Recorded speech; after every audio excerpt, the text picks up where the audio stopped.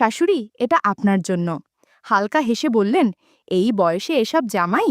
আমি মুচকি হেসে বললাম, আপনাকে দারুণ মানাবে। কিছুক্ষণ পরে তিনি সেই নীল রঙের হালকা জামাটা পরে আসলেন। আলো ছায়ার মাঝে তার উপস্থিতি একরকম অভিভূত করে দিল। পেছনে না তাকিয়ে বললেন, এইবার তেলটা দাও তো। সেদিন রাতের স্মৃতি এখনও কোথাও জমে আছে। আমার বিয়ের মাত্র 1 মাস, সবকিছু এখনও নতুন। সোহানীর সাথেই সব পরিকল্পনা, কিন্তু মনে হয় যেন অন্য এক অজানা টান আমাকে কোথাও টেনে নিয়ে চলেছে। এই প্রথম শ্বশুরবাড়ি এলাম। আগেই শুনেছিলাম আমার শাশুড়ি মানে মালতী দেবী বয়সের তুলনায় অনেকটাই স্মার্ট। বাস্তবে এসে দেখলাম সেটা আসলে বলা কমই হয়েছে। দরজায় দাঁড়িয়ে থাকা তার ভঙ্গিমা, সাজ পোশাক আর আচরণ সব কিছুতেই একরকম পরিপক্ক আকর্ষণ। চোখে চশমা, ঠোঁটে হালকা হাসি আর চোখে এক শান্ত আত্মবিশ্বাস। ড্রয়িং রুমে বসে থাকার অবস্থায় তিনি জল আনতে গেলেন। আচমকা দেখি শাড়ির আঁচল কোমরে গুজে ফেললেন, এক অনবদ্য সহজতা আর আত্মবিশ্বাসের প্রকাশ, যা চোখ ফেরাতে দেয় না। দুপুরে খাবার টেবিলে তিনি নিজে হাতে পরিবেশন করছিলেন। মাঝে মাঝে একটু ঝুঁকে দিচ্ছিলেন, যার মধ্যে এক ধরনের স্নিগ্ধতা ছিল যেটা শরীরই নয়, বরং অভিজ্ঞতার ছাড়াই গঠিত এক সৌন্দর্য। বিকালে আমি বারান্দায় দাঁড়িয়ে চা খাচ্ছিলাম। তিনি পাশ দিয়ে হেঁটে গেলেন, চুলে ক্লিপ লাগাতে লাগাতে। আঁচলটা হাওয়ায় উড়ে সামনের দিকে এলো। দৃষ্টিটা সামলাতে হলো, কিন্তু অনুভূতিটা থেকে গেল। সবচেয়ে অদ্ভুত লাগে তার চোখের দিকে তাকালে। মনে হয় অনেক কিছু বুঝেও বুঝতে দিচ্ছেন না। তার ভিতর যেন এক রহস্য লুকিয়ে আছে, যা ভাষায় প্রকাশ করা যায় না, শুধু অনুভব করা যায়। সকালটা ছিল নিঃশব্দ। কাজের মাসি আসেনি। আমি জানালার পাশে দাঁড়িয়েছিলাম। তখনই শুনলাম জলের শব্দ। শাশুড়ি বাথরুমের দিকে যাচ্ছিলেন, হাতে একটা বালতি নিয়ে। সেই দৃশ্যটাও মনে একটা দাগ রেখে গেল। তিনি একদিন পুরনো শাড়ি পরে উঠোনে কাজ করছিলেন। শাড়িটার রং মলিন হলেও যেভাবে গায়ে জড়িয়েছিলেন তা দেখে চোখ আটকে গেল। আমি বুঝতেই পারিনি কখন যেন পা বাড়িয়ে বারান্দার এক কোণে গিয়ে দাঁড়ালাম। বাথরুমের আধখোলা দরজার ফাঁক দিয়ে ভেতর থেকে পানি পড়ার শব্দ, কাপড় কাচার ছিটে ফোটা আওয়াজ, সব কিছু মিলিয়ে একরকম নিঃশব্দ টান তৈরি হচ্ছিল। বাইরের আলোয় ভেতরে তার ছায়া পড়ছিল দেয়ালে। কখনো হাত তুলছিলেন, কখনো নিচু হচ্ছিলেন, আর সেই ছায়া দেয়ালের গায়ে নরমভাবে নড়ছিল। হঠাৎ একসময় তিনি পেছনে ফিরে তাকালেন।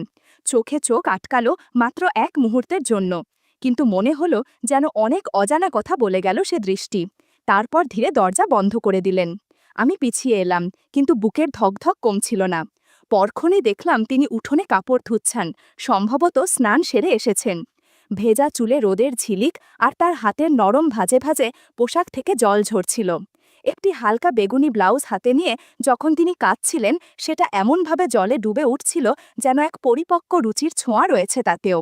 ছোট হাতা, সুন্দর কাটা গলা, পেছনের লাইনে হুকগুলো, সব মিলিয়ে নান্দনিক সূক্ষ্ম এক শৈলী। তিনি একটু সরে যেতেই আমি চুপি চুপি গিয়ে ব্লাউজটি হাতে নিলাম। নরম ভেজা কাপড়ে হালকা আতরের গন্ধ ছিল। জানি এটা ঠিক হয়নি, কিন্তু সে মুহূর্তে আমার মধ্যে এক অদ্ভুত টান তৈরি হয়েছিল। সেটা কি শুধুই কৌতূহল, নাকি তার অনেক গভীর কোনো অনুভব? সেই রাতে ঘুমাতে গিয়ে বারবার মনে পড়ছিল তার চোখের সেই মুহূর্তের তাকানো।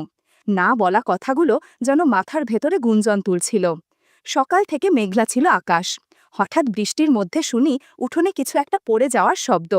গিয়ে দেখি তিনি পিছলে পড়ে গেছেন। আমি আর সোহানী মিলে তাকে ঘরে তুললাম।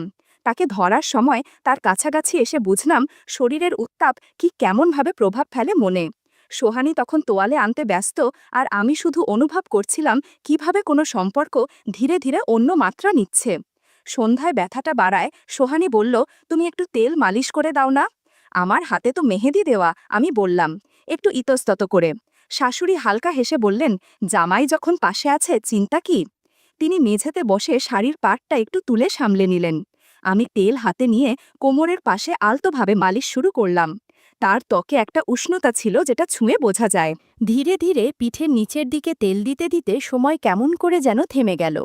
তিনি চুপচাপ ছিলেন, শুধু নিঃশ্বাসের ছায়া যেন ঘরের বাতাসে মিশে যাচ্ছিল।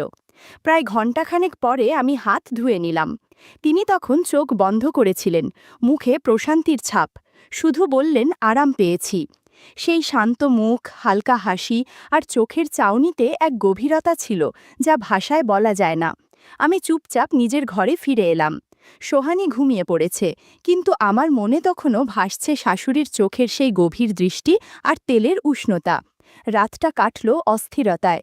সেটা যেন কোনো চাওয়ার জন্য না, বরং এক ধরনের টান যেটা কোথাও আটকে দেয় মনকে। সকালে উঠেই দেখি চারপাশে বৃষ্টির ছাপ, উঠোনে জল জমে আছে, শাশুড়ি ভিড়ে হাঁটছেন, কিন্তু কাজ থেমে নেই। হঠাৎ দেখি তিনি আমার ঘরের দরজার সামনে থমকে দাঁড়ালেন, হাতে সেই বেগুনি ব্লাউজ। তিনি কিছুক্ষণ চুপ করে থেকে বললেন, জামাই, এটা তোমার ব্যাগে কিভাবে এলো? আমি থতমত খেয়ে মাথা নিচু করে ফেললাম। তিনি কিছু না বলে হাসলেন, চোখে যেন কৌতুক লুকানো। এই ব্লাউজটা কাল ধুতে দিয়েছিলাম, ভেবেছিলাম হারিয়ে গেছে, এখন দেখি কারো মনে গেঁথে গিয়েছিল বোধহয়। তিনি বললেন হালকা স্বরে। পরে আবার বললেন, আজ রাতে কথা হবে, যদি তোমার বউ ঘুমিয়ে পড়ে। দরজাটা খোলা রাখতে পারো, আলোটা একটু মৃদু করো। রাত গভীর হলে আমি আস্তে উঠে এলাম। সোহানী ঘুমিয়ে, আমি হালকা পায়ে এগোলাম শাশুড়ির ঘরের দিকে। দরজাটা খোলা, আলো মৃদু। ভেতরে গিয়ে দেখি জানালার পাশে বসে আছেন তিনি, পরনে সেই পরিচিত ব্লাউজ ও সাধারণ সুতির শাড়ি, কিন্তু যেভাবে তিনি বসেছিলেন তাতে চোখ সরিয়ে নেওয়া কঠিন। তার চোখে ছিল এক নির্লিপ্ত দৃঢ়তা, না বলা কিছু যেটা শুধু অনুভব করা যায়।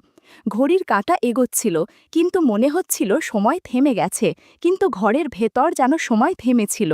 নরম আলো, নিঃশব্দ চাহনির মৃদু খেলা, সবকিছু মিলিয়ে একটা অদ্ভুত আবহ তৈরি হয়েছিল। সেদিন রাতে কোনো কথা হয়নি, কিছুই জোর করে নয়, কেবল চোখে চোখে এক সম্মতিবোধ আর উপস্থিত মুহূর্তের এক ধরনের আত্মসমর্পণ। পরদিন জানতে পারলাম বিয়েবাড়িতে যাবার পরিকল্পনা। আমি আর সোহানী তো যাচ্ছি, সঙ্গে যাবেন শাশুড়িও। গাড়িতে তিনজন পাশাপাশি বসার ব্যবস্থা, আমি জানালার পাশে, মাঝখানে সোহানী, অন্য পাশে শাশুড়ি। শাশুড়িকে সেদিন দেখেই চোখ আটকে গেল। হালকা কাজ করা রঙিন শাড়ি, যেন শরতের নরম রোদ গায়ে মেখে এসেছে। পরিপাটি সাজ, কিন্তু একরকম অনায়াস সৌন্দর্য ছিল তার চলনে। আচমকা জানালা দিয়ে বাতাসে তার আঁচল উড়ে গিয়ে পেছনের অংশ খানিকটা দৃশ্যমান হয়ে পড়ে। তাতে কোনো সাজগোজ ছিল না, কিন্তু এক ধরনের বিশুদ্ধ রুচির ছাপ ছিল, নরম আলোয় যেন এক মুহূর্তের কবিতা। তিনি চোখের কোণে তাকিয়ে হেসে বললেন, সব দেখা বলা যায় না জামাই। তার স্বরে ছিল স্থিরতা, কিন্তু সুরে কেমন যেন একটা গভীরতা। বিয়েবাড়ির সারাদিনের কোলাহল, আলোর ঝলকানি আর সবার ব্যস্ততার মাঝেও আমি যেন আটকে ছিলাম সেই এক মুহূর্তেই। মনে হচ্ছিল তার প্রতিটি ভঙ্গি যেন বোঝাতে চাইছে, সবকিছু যেমন দেখা যায় তেমন নয়। রাতটা ঠিকমতো কাটল না। সোহানীর সঙ্গে হালকা মনোমালিন্য, কথার চাপা টানাপোড়েন এক সময় রাগে পরিণত হল। আমি চুপ করে থাকলাম, আর সোহানী দরজা বন্ধ করে ঘুমিয়ে করল অভিমানে। আমি বারান্দায় গিয়ে বসলাম। বাইরে হালকা বাতাস, চারপাশ নিস্তব্ধ। হঠাৎ পেছন থেকে শাশুড়ির গলা শুনলাম, রাগ জমিয়ে রাখলে ভিতরটা ভারী হয়ে যায় জামাই। তিনি পাশে এসে বসলেন, বললেন, ও তো এখনো ছোট, তুই একটু বুঝিয়ে নিস। আমি কিছু না বললেও মনে হচ্ছিল তার গলার স্বরেই এক ধরনের পরম মমতা আছে। কিছুক্ষণ চুপ করে থেকে তিনি উঠে গেলেন, আমি ফিরে এলাম ঘরে। পরদিন সকালে সোহানী বাইরে যাবে বন্ধুর সঙ্গে, আমিও বেরোলাম, কিন্তু একসময় একাই ফিরে এলাম বাড়িতে। গেট দিয়ে ঢুকতেই যোগেন পাকাকে বেরোতে দেখলাম, মুখে হাসি, চোখে যেন একটু বেশি স্বস্তি। আমি কিছু বললাম না, শুধু এক অজানা কুয়াশা বুকের ভিতরে নামতে থাকল। ধীরে হেঁটে শাশুড়ির ঘরের সামনে গেলাম। দরজা হালকা খোলা। ভিতরে দেখি তিনি আয়নার সামনে দাঁড়িয়ে, চুল থেকে জল পড়ছে আর ধীরে ধীরে নিজেকে গুছিয়ে নিচ্ছেন। পাশেই গুছিয়ে রাখা শাড়ি, ব্লাউজ আর পেটিকোট। ঘরের ভেতরের আলো তার মুখে পড়েছিল। চোখে চোখ পড়ে গেল আয়নার প্রতিফলনে। তিনি হেসে বললেন, এতক্ষণ দাঁড়িয়ে আছো কেন জামাই বাবা? সব কিছু মুখে বলতে হয় না, বোঝা যায়। তারপর এক পা এগিয়ে এসে শুধু বললেন, অনেক কিছু জমে থাকে, কারুর একটুখানি সহানুভূতি অনেক সময় অনেক দূর নিয়ে যায়, যে ছোঁয়ায় শুধু শরীর নয়, মনটাও যেন একটু থেমে দাঁড়ায়।